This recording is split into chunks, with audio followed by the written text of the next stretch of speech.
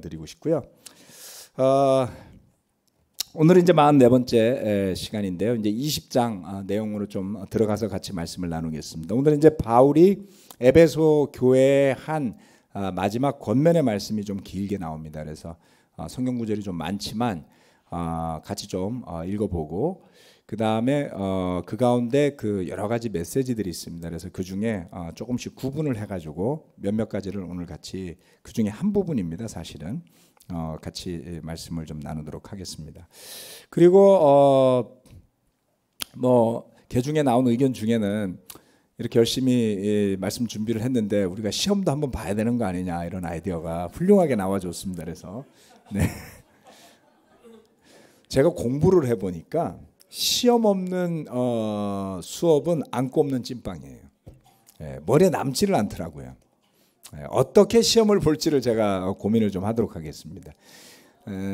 수요일날 시험을 보겠다라면 안 나오실 가능성이 있기 때문에 제가 지혜롭게 방법을 고민해서 여러분들이 사도행전이 정말 평생에 잊을 수 없는 추억이 될 수 있도록 그래서 서신서와 가난한 잠실교회 형제자매들이 이해도가 최고다 이런 이야기가 나올 수 있도록 한번 최선을 다해 보도록 하겠습니다.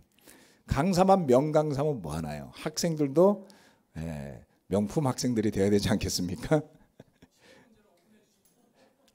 네, 그래서 한번 해보도록 하겠습니다. 우리 뭐 바이블 퀴즈 이런 것도 좀 해봐야 되는 거 아닌가요?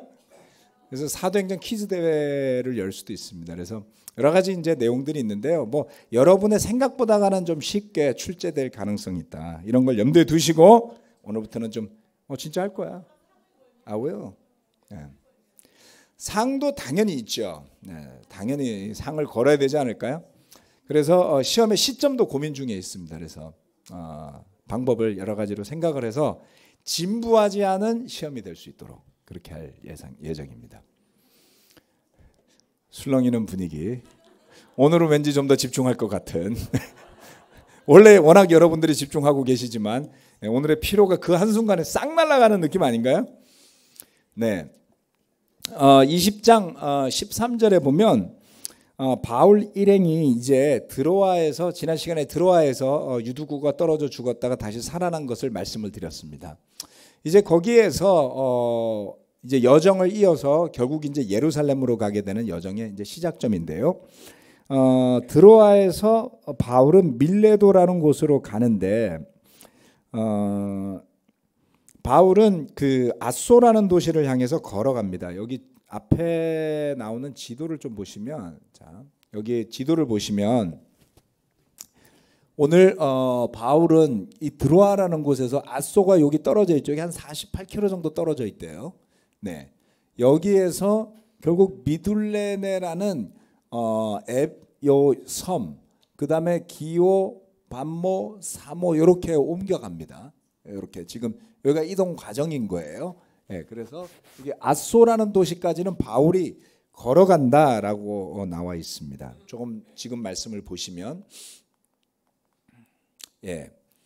누가가 기록하기를 우리는 배에 먼저 가서 배를 타고 아소를 향하여 떠났다. 우리는 거기에서부터 바울을 배에 태울 작정이었다라고 했습니다. 바울이 아소까지 걸어가고자 했기 때문에 그렇게 정한 것이었다. 바울은 왜 배를 타고 가지 않고 배가 훨씬 빨랐을 거라고 보고 있습니다. 사람 걷는 속도보다는 바람을 받아서 배가 이동하는 것이 빠르거든요. 그리고 육로는 늘 길이 이렇게 직선으로 나 있지는 않죠. 이렇게 돌아서 가기 때문에 훨씬 오랜 시간이 걸렸다고 합니다. 그런데 바울이 왜 아소를 향해서 걸어갔을까라는 것에 대해서는 아무런 구현 설명이 없기 때문에 추측을 해 봐야만 하는 것입니다. 아무튼 그렇게 바울은 아소까지 걸어간 다음에 아까 보셨던 그 맨 위쪽에 있는 미둘레네라는 섬에서 그 배를 태우고 미둘레온으로 갑니다. 아소에서 만나서. 그리고 거기에서 떠나서 이튿날 기오 맞은편에 이르고 다음날 사모에 들렀다가 아까 섬이 쭉쭉쭉 내려왔죠. 그 다음날 밀레도에 이르렀다. 이렇게 되어 있습니다. 이런 행로를 취한 것은 바울이 아시아에서 시간을 허비하지 않으려고 에베소에 들르지 않기로 작정하였기 때문이다. 그는 할 수 있는 대로 오순절까지는 예루살렘에 도착하려고 서둘렀던 것이다. 바울이 밀레도에서 에베소로 사람을 보내어 교회 장로들을 불렀다. 간략한 여정입니다. 이제 바울이 쭉 드로아에서 나온 이후로는 아소까지만 걸어가고 그 이후는 배를 타고 쭉 이동을 해서 에베소 교회 장로들을 만난 뒤에 이제 예루살렘으로 이동하려고 계획하고 있는 겁니다.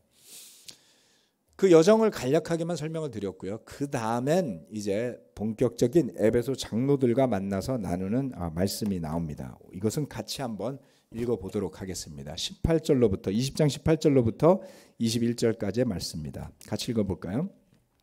시작. 장로들이 오니 바울이 그들에게 말하였다. 여러분은 내가 아시아에 발을 들여놓은 첫날부터 여러분과 함께 그 모든 시간을 어떻게 지내왔는지를 잘 아십니다. 나는 겸손과 많은 눈물로 주님을 섬겼습니다. 그러는 가운데 나는 또 유대 사람들의 음모로 내게 덮친 온갖 시련을 겪었습니다. 나는 또한 유익한 것이면 빼놓지 않고 여러분에게 전하고 공중 앞에서나 각 집에서 여러분을 가르쳤습니다. 나는 유대 사람에게나 그리스 사람에게나 똑같이 회개하고 하나님께로 돌아올 것과 우리 주 예수를 믿을 것을 엄숙히 증언하였습니다. 아멘. 바울이 장로들을 초빙해서 불러서 모아놓고 이야기를 합니다.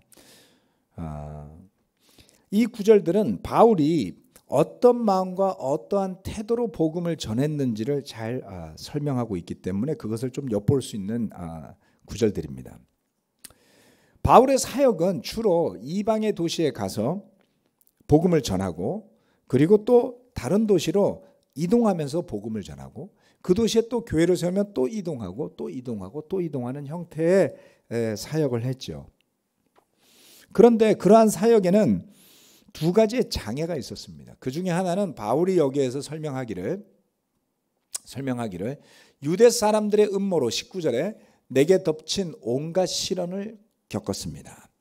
유대 사람들의 조직적인 방해 그리고 음모가 있었습니다. 바울에 대한 비방의 말들이 있었을 것이고 그 다음 도시마다 쫓아다니면서까지 핍박을 하고 전도를 방해하는 모습을 볼 수 있었습니다. 여러분 로마 사람들은 참 그걸 이해하기 어려웠을 거예요. 그렇죠? 같은 유대인들끼리 니네 왜 그러니? 근데 뭐 율법이 어떠고 저떠고 메시아가 어떠고 저떠고 로마 사람이 그걸 알아들을 길이 없잖아요. 그래서 오히려 바울의 선교 여행에서 로마 행정관들 또는 로마의 관리들은 굉장히 중립적인 태도를 취하고 그리고 번번이 소요가 일어나거나 문제가 일어날 때마다 오히려 결과적으로는 로마의 법에 의하면 바울의 선교팀은 아무런 문제가 없는 팀이다라는 것으로 거의 대부분이 결론이 납니다. 두 번째 장애는 바울의 사도직에 대해 의구심을 품는 교회 내 제자들도 있었어요. 그래서 종종 바울이 서신서에서 자신의 사도직에 대한 설명을 하는 것을 볼 수가 있습니다. 또 그러한 흔적을 이 구절에서도 찾아볼 수 있는데요. 지금 20장 18절 말씀, 19절 말씀에서 바울은 이렇게 운을 떼고 있어요. 여러분은 내가 아시아에서 발을 들여놓은 첫날부터 여러분과 함께 그 모든 시간을 어떻게 지내왔는지를 잘 아십니다. 장로로 세워져 있는 사람들은 사도 바울의 처음부터의 모습과 지금까지의 과정을 누구보다 잘 아는 사람들이었죠. 어떤 태도로 섬겼다고 이야기합니까? 겸손과 눈물로 주님을 섬겼다. 즉 바울의 선교 생활이 순탄하지 않았더라는 것입니다. 이러한 표현을 바울이 이곳에 쓰고 있는 것은 바울 자신의 진정성에 대한 신뢰를 그들이 가질 수 있도록 돕고자 했던 것입니다. 여러분 교회의 형제 자매들이 바울을 신뢰함으로써 바울이 얻는 유익은 뭐였을까요? 바울이 그렇게 해서 얻는 이익이 있었을까요? 왜요? 교회를 세우면 그는 떠나갔어요. 그러면 떠나간 뒤로 그들이 바울을 신뢰했다고 해서 바울이 뭘 얻어가죠? 네, 사실은 바울이 얻을 유익은 없어요. 네. 왜냐하면 바울은 떠날 거니까요. 그렇다면 바울이 복음을 전하고자 했던 그의 진실과 믿음과 헌신에 대한 신뢰를 강조한 것이 체면 때문이었을까요?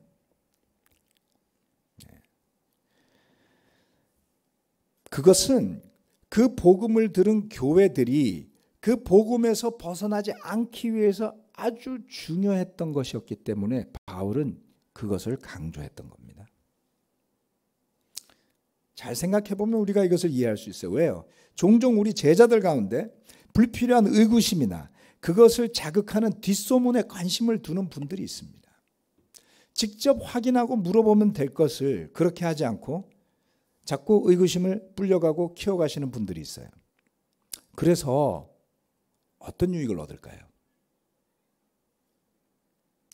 물론 자신의 호기심을 채울 수는 있습니다. 또는 누군가를 비난하면 늘 얻게 되는 부수적인 생산물이 있어요. 왜요? 누군가를 비난하면 그 사람보다 내가 나은 것 같은 무언의 무의식의 위로를 받기도 하죠. 또는 함께 비난하고 비방함으로써 동지애를 느낄 수도 있습니다. 역시 우리는 친해. 그런데 그렇게 하는 동안 자신이 전해받은 복음에서 벗어나고 있다는 것은 느끼지 못하고, 그리고 스스로를 정당화하고 누군가를 비난하는 정말 정당한 이유 없이 목회자를 비난하거나 비방하는 변명거리를 찾는 동안 그 자신은 영적으로 그릇된 길로 빠지고 마는 실수를 범하기 쉽습니다. 바울뿐만 아니라 사도 베드로도 그러한 문제 때문에 생기는 교회 내의 죄와 문제성의 심각성을 잘 알고 있었어요. 그래서 서신서 중간중간에는 그와 같은 것들을 그런 위험성을 경고하는 말씀들이 군데군데 있습니다. 베드로전서 2장 1절 말씀과 디모데전서 1장 11절 말씀 우리 다 같이 한번 읽어보겠습니다. 시작. 그러므로 여러분은 모든 악의와 모든 기만과 위선과 시기와 온갖 비방하는 말을 버리십시오. 건전한 교훈은 복되신 하나님의 영광스러운 복음에 맞는 것이어야 합니다. 나는 이 복음을 선포할 임무를 맡았습니다. 바울은 복음을 전하는데요, 교회 앞에서 그리고 공중 앞에서 그리고 각 가정에서도 정말 필요한 복음을 전했습니다. 필요한 곳이라면 어디든 장소를 가리지 않고 그리스도 예수가 오실 메시아였음을 전했어요. 그런데 바울이 전한 그 복음의 내용은 하나님의 영광스러운 복음에 맞는 거였습니다. 복음이라는 것이 뭡니까? 들어서 복이 되는 소식이라는 뜻이잖아요. 가스펠이라는 단어가. 그렇죠? 예. 우리가 뭔가를 가르치고 또는 뭔가를 전하려고 한다면 그것이 이처럼 하나님의 영광스러운 복음에 맞는 것인지를 깊게 고민하고 생각해 봐야 합니다. 한 개인의 생각이나 감정이 마치 진리인 것처럼 잘못 전해지는 풍토가 교회에서 생겨나지 말아야 합니다. 또는 내 마음 안에 악의가 있다면, 내 마음 안에 위선이 있다면, 내 마음 안에 시기하는 마음이 있다면, 내 마음 안에 비방하고자 하는 마음이 있다면, 내용이 뭔지도 모르는 사람에게 그러한 것을 전하고 싶은 유혹이 든다면 여러분 조심하십시오. 그런 실수는 돌이키기가 아주 어렵습니다. 왠지 아세요? 기분이 나쁠 때는 막 이야기를 해요.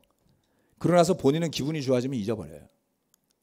그런데 그 말을 전해 들은 사람은 그 말을 전해 들음으로 인해서 생긴 그 비방으로 해서 생긴 잘못된 인식을 스스로 고칠 능력이 없어요. 고칠 능력이 있는 사람이라면 그 말을 듣는 순간에 지적을 했겠죠. 그래서 그렇게 말하는 사람은 그런 말을 들을 기회가 거의 없습니다. 그런데 그러한 말을 자주 듣게 되는 사람들은 누군가가 잘못된 말을 해주는 것임에도 불구하고 그 말을 그냥 받아듣고 잘 간직하는 사람들이죠. 안타깝게도 그런 것 때문에 생명의 길에서 벗어나기가 쉽더라. 잘 기억하셔야지 됩니다. 물론 저는 사도 바울이 아니에요. 또 이 교회 모든 목회자들도 사도 바울은 아닙니다. 그래서 교회가 목회자를 신뢰할 때 얻는 유익도 없잖아, 있어요. 하지만 정당한 이유나 분명한 사유 없이 뭔가를 지적하고 싶고 고치고 싶다면 성경 말씀이 가르치는 대로 하세요. 내 감정대로 하시지 말고. 왜냐하면 제가 거듭 말씀드리지만 이 교회의 주인은 예수 그리스도세요. 그래서 목회자가 부적합하다고 하나님이 판단하시면 어떤 과정을 통해서든지 그것을 드러내시고 그만두게 하세요. 이 교회가 말씀의 토대 위에 세워졌기 때문에 목회자가 자기 멋대로 바꾸고 싶어도 정말 바꾸기 힘들어요. 왜? 여러분 한 사람 한 사람을 세례준 주체가 다 다르고, 여러분 한 사람 한 사람이 성경 공부할 때 말씀을 통해서 배웠지 교리로만 배우지 않았기 때문에 어떤 잘못된 목회자가 그것을 잘못 이끌어가고자 한다면 반드시 드러나게 되어 있습니다. 우리 지난 한 30여 년의 역사가 그걸 증거하고 있지 않습니까? 그렇다면 우리 모두가 주님을 믿어야지 되고 말씀을 믿어야지 되고, 그리고 그 말씀이 가르치는 바대로 문제가 있다면 브링업하고 이야기하고 지적하고 또는 시정을 요구하고 하실 수는 있어요. 하지만 시기와 질투와 악의와 불평과 불만이 있다면 주의하십시오. 결국 그것을 소화하지 못하는 사람들이 영혼이 비참한 지경에 빠지기 때문입니다. 물론 하나님께서 목회자들이 잘못된 부분이 있을 때 그것을 더 더블로 강하게 책임지게 하신다라는 말씀도 있습니다. 그래서 불공평하다고 생각하셔도 안 됩니다. 우리가 교회 안에서 어떤 세상의 시스템을 가지고 있는 것처럼 내가 리더십을 갖고 있지 않기 때문에 내가 불필요한 피해를 입지는 않을까와 같은 생각을 가지고 행동하시거나 말씀하셔도 안 돼요. 어느 누구든 역할을 가지고 있고 지위를 가지고 있는 사람이 이 교회 안에서 성경 말씀대로의 또 진리의 그 가르침에 따라서 하는 것이 아닌 잘못된 권위를 사용하게 되면 주님께서는 그것도 반드시 드러내세요. 걱정하지 마세요. 드러납니다. 그리고 그것을 지적하거나 수정하거나 바로잡고 싶다면 절차를 밟아서 성경적인 방법을 통해서 올바른 태도로 좋은 마음으로 말씀을 하시고, 그 말씀을 하신 여러분은 양심에서 거리낌 없이 즐겁게 기쁘게 감사하게 제자로 사시면 되는 거예요. 왜요? 그것을 고치는 분이 주님이시기 때문에 그렇습니다. 자, 다음 그 다음에 나오는 메시지는 이제 서신서의 근간을 이루는 내용을 포함하는 작별의 메시지들입니다. 20장 22절부터 26절 그 다음까지 가면 32절까지 쭉 이어지는 구절들인데요. 자, 이 부분은 주목해서 보시고 제가 쭉 읽어 나가겠습니다. 20장 22절 보십시오. 이제 나는 성령에 매여서 예루살렘으로 가는 길입니다. 거기서 무슨 일이 내게 닥칠지 나는 모릅니다. 다만 내가 아는 것은 성령이 내게 일러주시는 것뿐인데 어느 도시에서든지 투옥과 환난이 나를 기다리고 있다는 것입니다.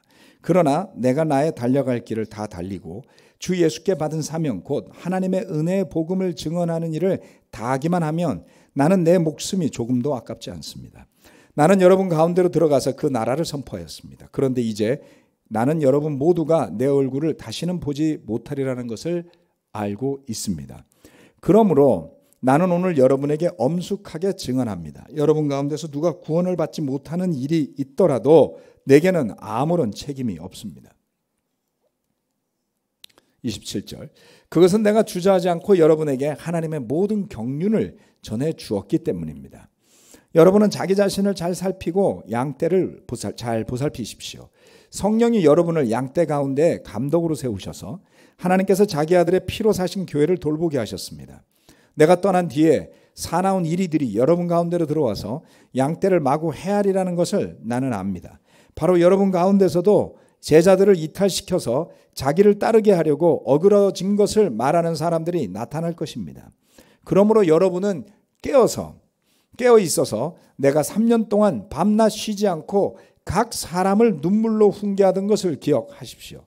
나는 이제 하나님과 그의 은혜로운 말씀에 여러분을 맡깁니다. 하나님의 말씀은 여러분을 튼튼히 세울 수 있고 거룩하게 된 모든 사람들 가운데서 여러분으로 하여금 유업을 차지하게 할 수 있습니다. 혹시 성경 책으로 된 책을 갖고 계신 분들은 이 구절들 한번 펼쳐보십시오. 사도행전 20장을 한번 펼쳐보시고 쭉 읽었기 때문에 이게 다 머릿속에 있을 수는 없겠죠. 자, 다음 페이지로 제가 넘어가서 그 이유를 설명을 드리자면 여기에는 이러한 여러 가지 메시지가 나타납니다.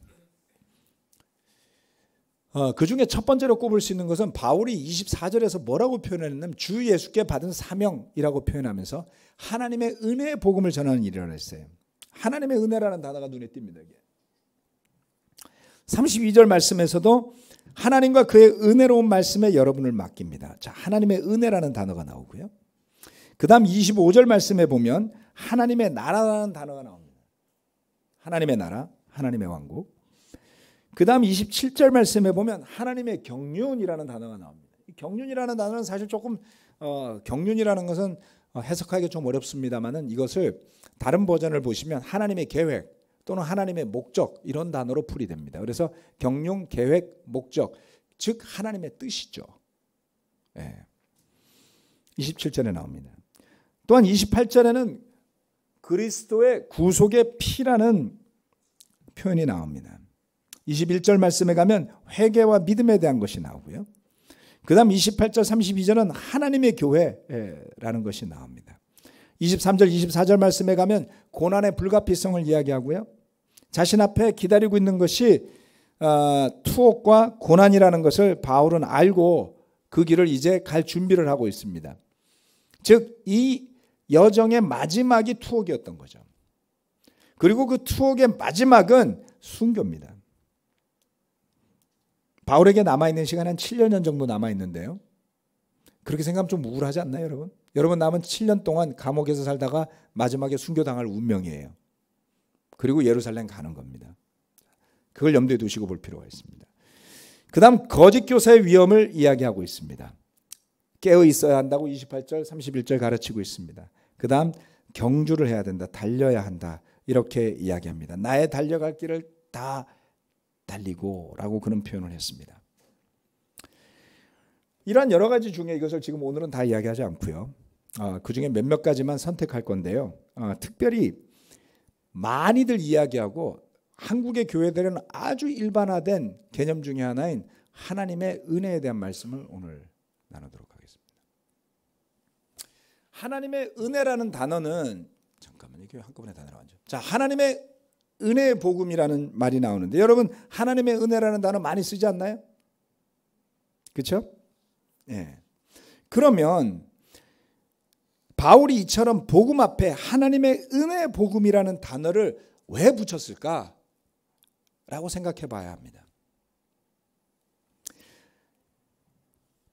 바울은 예수 그리스도를 만나기 전에 어떤 삶을 살았나요? 바울의 정체성은 뭐였죠? 바리새인, 그렇죠? 바리새인을 또 다른 말로 말하면 율법주의자예요. 바울 스스로 표현한 것에 의하면, 즉 바울은 바리새인으로 평생을 율법을 신봉하는 사람으로 살아왔어요. 그러면 율법을 신봉하는 사람들의 목표는 율법을 거룩하게 지킴으로써 인간이 도달할 수 있는 가장 최상의 영적인 상태에 도달하는 게 목표인 사람들이에요. 열심히 사는 사람들이죠.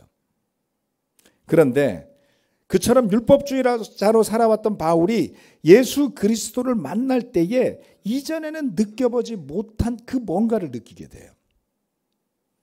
그를 부르는 예수님의 음성으로부터 시작해서 고난과 은혜와 구원의 역사를 체험하게 됩니다. 그가 복음을 받아들이고 또 그 복음을 전하면서 살았을 때 그는 엄청난 경험을 하게 됩니다. 본인의 삶이 변했어요. 그 복음을 전하니까 전달받은 사람들의 삶이 변합니다. 그가 복음을 전하면 전할수록 그 복음이 진리이자 맞다는 사실이 끊임없이 입증되고 또 입증되고 또 입증되고 또 입증이 되었어요. 율법주의를 전파하는 대신에 그는 율법의 완성자이신 메시아 예수를 전합니다. 결국 그가 율법주의자로 살 때, 바리새인으로 살 때 도달하고 싶어도 도달하지 못했던 진정한 경지에 그는 도달하게 돼요. 그게 뭡니까? 예수 그리스도를 주님으로 믿고 모시고 사는 삶이었습니다. 왜요? 예수님은 율법의 완성이었기 때문에. 더 이상 율법을 중심으로 살 이유가 그에게는 없어졌어요. 그리고 그렇게 자신을 불러주신 하나님을 그는 그의 열심이나 수고를 통하지 않고 은혜로 느끼고 믿게 되었습니다. 그에게 무엇이 하나님의 은혜였겠습니까? 첫 번째, 하나님께서 그를 불러주신 것이 은혜였어요. 자, 바울은 나중에 이야기를 하는 겁니다. 굉장히 중요해요. 네, 나중에 하는 거예요.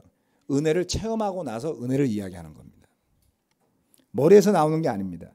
고린도전서 15장 10절 말씀. 그러나 나는 하나님의 은혜로 오늘의 내가 되었습니다. 나에게 베풀어 주시는 하나님의 은혜는 헛되지 않았습니다. 나는 사도들 가운데 어느 누구보다도 더 열심히 일하였습니다. 그러나 이렇게 한 것은 내가 아니라 나와 함께 하신 하나님의 은혜입니다. 바울에게 있는 하나님의 은혜는 어떤 거였을까요? 오늘의 내가 있게 하신 그 하나님의 부르심에 있었어요. 즉 내가 이렇게 되고 싶어서 된 게 아니었어요. 그렇죠? 하나님께서 나를 불러주셨기 때문에 오늘의 내가 있게 됐는데 돌아보니 그게 하나님의 은혜더라는 겁니다. 그래서 누구보다 열심히 했어요. 바울에게서 은혜는 아무것도 진짜 안 하고 눌러 앉아만 있는데 모든 게 척척척척 이루어져 가는 것을 바로 은혜라고 부르지 않았습니다. 그는 죽도록 열심히 했어요. 그런데 그렇게 열심히 하게 하신 것조차도 그와 함께 하신 하나님의 은혜라고 이야기했습니다. 바울이 말하는 은혜는 바울의 생각이나 세상의 지혜가 아닌 하나님의 은혜로 행하는 것을 이야기했습니다. 고린도후서 1장 12절 말씀 있죠? 고린도후서 1장 12절 말씀 같이 읽어볼까요? 시작. 우리의 자랑거리는 우리의 양심이 또한 증언하는 것이기도 합니다. 그것은 곧 우리가 세상에서 처신할 때, 특히 여러분을 상대로 처신할 때 하나님께서 주신 순박함과 진실함으로 행하고 세상의 지혜로 행하지 않고 하나님의 은혜로 행하였다는 사실입니다. 뭔가를 노력할 때 바울은 내 생각이나 세상의 지혜가 아니라 하나님의 은혜로 행했습니다. 그의 행동, 그의 행함의 근거 자체가 하나님의 은혜였다는 거예요. 율법학자의, 율법주의자의 자기 완성에 대한 프라이드를 가져가는 태도와는 전혀 다르죠. 더 나아가서는 심지어는 고난에도 하나님의 은혜가 있더라는 겁니다. 여러분, 은혜가 고난을 포함할까요? 여러분이 생각하는 은혜 안에 하나님 은혜를 베풀어 주신다면 제발 저에게 이렇게 좀 해주십시오 라는 것 안에 고난이라는 단어가 들어있습니까? 많은 사람들은 하나님의 은혜를 생각할 때 고난을 생각하지 않아요. 히브리서 2장 9절 말씀입니다. 같이 한번 읽어보겠습니다. 시작. 예수께서 다만 잠시 동안 천사들보다 낮아지셔서 죽음의 고난을 당하심으로써 영광과 존귀의 면류관을 받아 쓰신 것을 우리가 봅니다. 그는 하나님의 은혜로 모든 사람을 위하여 죽음을 맛보셔야 했습니다. 고난이요. 이 구절은 정말 역설적이고 논리적으로 맞지 않습니다. 왜요? 예수 그리스도께서 모든 사람을 위하여 죽음을 맛보셔야 했던 게 어떻게 하나님의 은혜죠?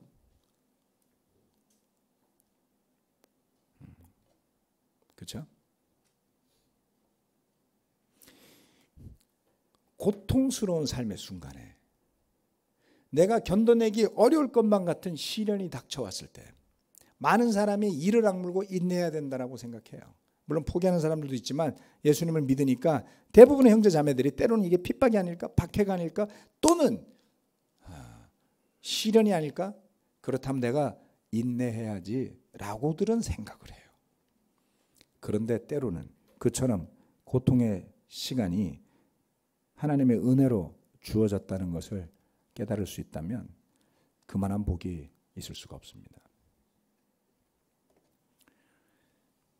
여러분의 머릿속에 있는 은혜가 무엇이 되었건 바울이 은혜라고 설명하고자 했던 것과는 많이 다를 수 있습니다. 저와 여러분이 바라는 은혜가 무엇이 되었건 하나님께서 베풀어 주시는 은혜와도 많이 거리가 떨어져 있을 가능성이 높습니다.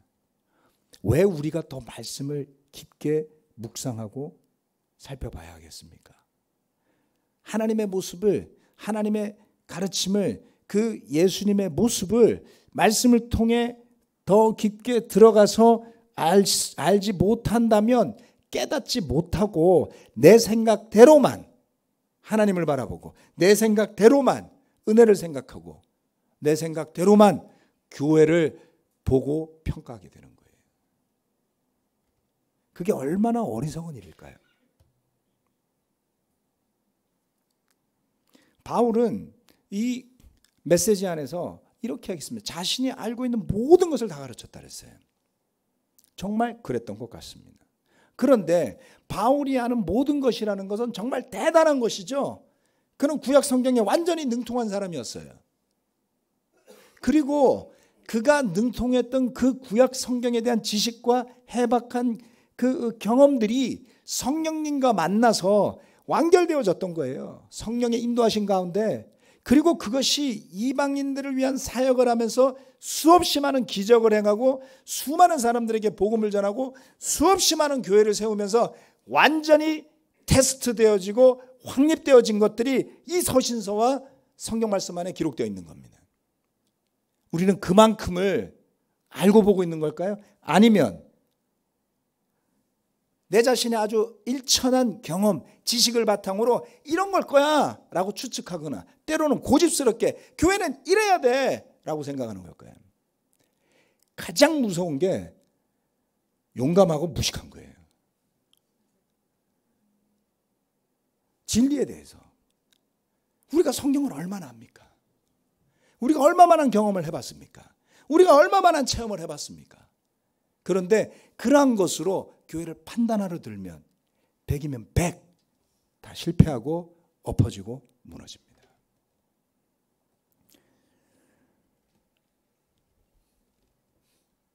목회를 하다 보면 다양한 스테이지가 있어요. 한 수십 년 하다 보니까 그 중에 어떤 스테이지에는 교회가 내 생각처럼 되어지길 바라는 때가 있어요. 교회는 이렇게 됐으면 좋겠다. 그런데 그것처럼 위험한 망상이 있을 수가 없습니다. 왜요? 수십 년을 목회를 했지만 여러 군데 교회를 옮겨 다녔지만 여러 군데 교회를 세우는 것을 도와줬지만 여전히 그 교회의 실체가 뭔지조차 분명하게 이해하기가 어렵습니다. 신학 서적을 여러 권을 보면 알 수 있을까요? 아니요. 하나님의 은혜는 말로 되지 않아요. 자, 다음 구절도 있습니다.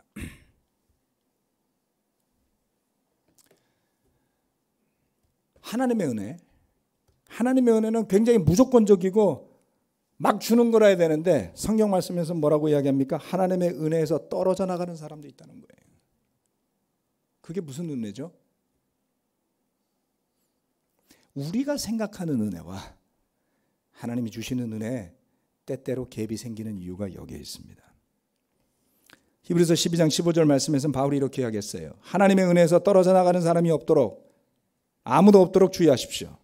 또 쓴뿌리가 돋아나서 괴롭게 하고 그것으로 많은 사람이 더러워지는 일이 없도록 주의하십시오.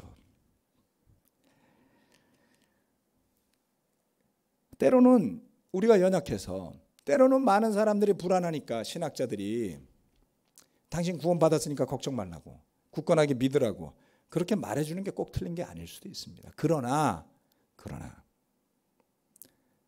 그 구원을 내 마음대로 받은 것처럼 착각하게 가르치는 것은 굉장히 위험합니다.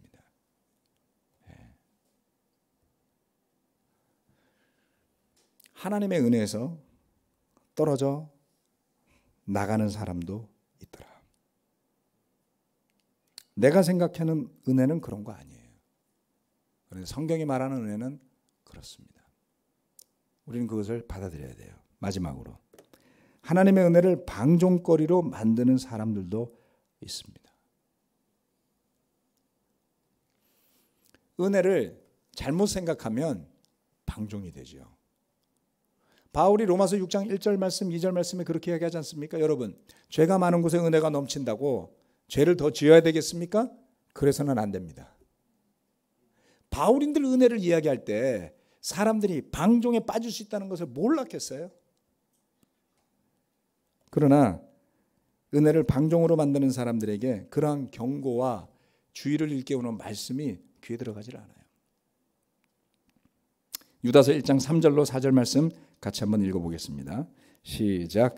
사랑하는 여러분, 나는 여러분에게 우리가 함께 가진 구원에 관해서 편지를 써 보내려고 여러 가지로 애쓰고 있었습니다. 그러던 참에 나는 이제 여러분에게 성도들이 단번에 받은 그 믿음을 지키기 위하여 싸우라고 권하는 편지를 당장 써야 할 필요가 생겼습니다. 몇몇 사람이 몰래 숨어들었기 때문입니다. 성경에는 그들이 받을 심판을 옛날에 미리 적어 놓았습니다. 그들은 경건하지 못한 자들로서 우리 하나님의 은혜를 방종거리로 만들고 오직 한 분이신 지배자요 우리의 주님이신 예수 그리스도를 부인하는 자들입니다. 교회에 몰래 숨어들었다 그랬어요. 자기의 생각대로 교회가 되어줘야 한다고 생각하고 교회 내에 숨어들어서 하나님의 은혜를 방종거리로 만드는, 이것은 영지주의자들에 대한 비난이었을 겁니다. 뭔가 나는 특별한 지식이 있기 때문에 꺼리낄 필요가 없이 자유롭게 살 수 있다라고 표현하는 것들이죠. 우리 대한민국에도 그러한 것을 가르치는 교단들이 있습니다. 그래서 어떻게 됩니까? 하나님의 은혜를 방종거리로 만들게 되고 결국 그것은 예수를 믿는다고 하면서도 그리스도 예수를 부인하는 사람들이죠. 조금 전에 제가 이런 말씀을 드렸습니다. 하나님의 은혜는 말로 되어지는 것이 아닙니다. 하나님의 은혜는 책상머리에 앉아서 생각으로 설명되어지는 것이 아닙니다. 그것은 믿음과 고난과 삶과 인내와 사랑과 헌신과 그 모든 것이 합쳐질 때야 비로소 의미를 갖는 너무나 소중한 것이죠. 바울이 이처럼 하나님의 은혜를 강변할 때 그것은 어찌 보면 이제 막 복음을 받아들였던 많은 제자들이 아직 충분히 깨닫지 못했거나 배워가고 있는 것에 대한 설명이었을 겁니다. 우리들에게도 해당이 되는 것들이죠. 결국 우리 삶이 이어져 갈수록 우리도 다양한 의미의 하나님의 은혜를 체험하게 되지 않을까요? 저는 우리 교회 안에 우리 팀들이 자라나는데요. 젊은 중고등학생들이 세례를 받고 제자가 돼요. 되게 감사하게 생각해요. 마음밭이 아주 좋아요. 그리고 대학생들도 됩니다. 아주 좋아요. 이들이 은혜라는 것을 알면 얼마나 알까요? 그냥 지금까지 인생 전체가 은혜인데. 그렇지 않나요? 근데 그걸 잘 몰라요. 그리고 부모로서 우리는 우리 자녀들이 겪을 고난을 좀 줄여주고 싶어요. 고생 좀 덜 했으면 좋겠어요. 근데 저는 시간이 지날수록 그게 답이 아니라는 것을 깨달아요. 억지로 내가 고난을 더하지는 않겠지만 우리 자녀들이 삶 속에서 많은 고난을 겪을 겁니다. 그럴 때 그것을 겪고 난 다음에 한층 더 하나님의 은혜라는 것을 배워가게 될 거예요. 그래서 그들이 저와 여러분의 나이쯤 되었을 때 하나님의 은혜에 대해서 뭐라고 말할지를 한번 생각해 봅시다. 그 수십 년의 인내와 믿음과 헌신과 수고와 희생과 죄와 이 모든 것들이 합쳐져 있지 않은 사람에게 은혜라는 말은 머릿속에만 있는 단어일 수도 있는 것이죠. 우리 삶이 이어져 갈수록 우리는 다양한 의미의 하나님의 은혜를 체험해 나가게 될 것입니다. 말씀드렸다시피 사도 바울의 신앙과 그가 전한 복음은요, 사무실 책상에서 앉아서 완성한 이론이 아니라 그의 발로서, 그의 땀으로서, 그의 피로서, 그의 목숨을 다해가면서 체득되어졌다는 것을 우리가 알아야 한다는 것입니다. 그러한 마음으로 하나님의 은혜에 대해서 창세기 1장부터 계시록 마지막 장까지 펼쳐져 있는 그 엄청난 역사와 예언과 가르침의 말씀 안에서 함께 겸손한 마음으로 찾아가 보시기를 권해드리고 싶습니다. 이걸로 오늘 말씀 마치고 기도하시겠습니다. 함께 기도하시겠습니다. 전능하신 아버지 하나님, 오늘도 바쁘고 또는 피곤하고 또는 실망스러운 또는 뜻하지 않은 기쁜 소식이 있는 하루를 보내거나 했을 형제 자매들이 이 자리에 모였습니다.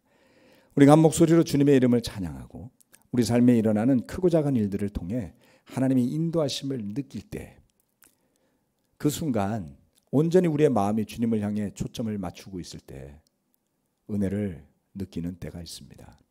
주님, 하지만 돌아보면 어쩌면 지금도 그 연장선상에 서 있으리라는 생각을 하지만 정말 너무나도 많이 모르는데 용감했던 적이 많았던 것을 보게 됩니다. 주님, 그러나 주님을 의지하고 믿음의 끈을 놓지 않았다는 그것 하나만으로도 그러한 어려운 시간을 이겨나게 해 주셨고, 또 어떤 경로를 통해서건 주변에 사랑하는 형제자매들을 통해서건 성령의 울림을 통해서건 또한 말씀을 통해 우리의 정말 마음을 깨는 그러한 시간을 통해서건 때로는 시련을 통해서건 오만함을 깨닫고 주님의 선하심을 깨닫게 하시고 주님의 사랑을 깨닫게 하시고 은혜를 체험하게 하셨으니 우리가 이 자리에 있는 것 아니겠습니까? 주님, 그 은혜에 감사드립니다. 삶이 더해갈수록 때로는 그 무게도 더해가지만 주님을 향한 믿음과 주님의 사랑과 은혜를 향한 굳건한 신뢰와 믿음이 있음으로 인해서 때때로는 그 무거운 삶의 짐을 지고서도 용감하게 씩씩하게 걸어가는 형제자매들을 볼 때마다 큰 힘을 얻습니다. 아버지 하나님, 이 세상을 향해서 우리가 외쳐야 될 복음이 있음을 기억하게 도와주십시오. 그것은 우리가 잘났거나 우리가 더 뛰어나서가 아니라 우리가 체험하고 지금까지 겪어온 그 하나님의 경륜에 걸맞는 은혜를, 그 사랑을 알기 때문입니다. 주님, 이곳에 있는 형제자매들 한 명 한 명을 그처럼 축복해 주시고 말씀 안으로 깊게 들어가고 그리스도의 교회 안에서의 이 교제가 더욱더 풍성하고 깊어져서 시간이 지날수록 그 은혜의 두터움이 더할 수 있도록 저희를 지켜주십시오. 주님의 은혜에 감사드리며 예수 그리스도의 이름으로 기도합니다. 아멘. 마치겠습니다.